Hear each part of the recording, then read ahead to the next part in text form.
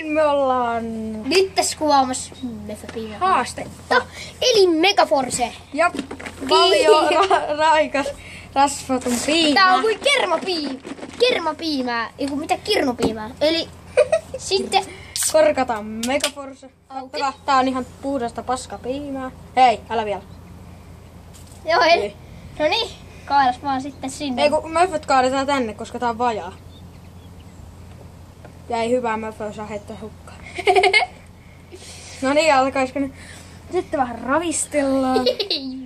Ei viidy, No niin. Tässä vähän sekoitetaan. Ainakin kuulostaa tosi raikkaalta. Näin on. Katsotaanko me eka väri? Värit on. Kato. Ei. Siis vaan tän väri. Okei, eli se on joku maijon kielä. Se haisee joltain vitun viililtä. Haista. Onko herkullista? Eli tää maistuu ihan paskalta. Eikös ne? Vähän lisää. Katso, tää maistuu vieläkin ihan piimältä. Että Laitetaan vähän lisää mövyä. Noin vielä rutkasti vaan. kaikki. Tälleen. Sinne meni kaikki. No niin. No niin. Hyvä juttu kanssa. Okay. Sitten. Sitten taas vähän punkata.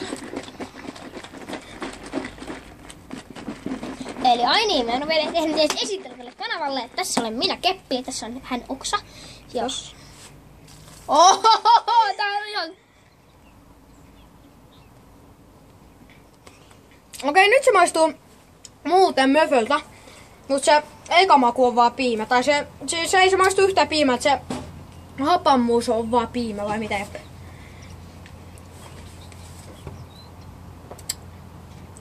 Aika hyvä. Maistakaa vähän kamerakin. Eli siinä oli tämänpäiväinen video. Näin seuraavassa next videossa. Eli Vittu.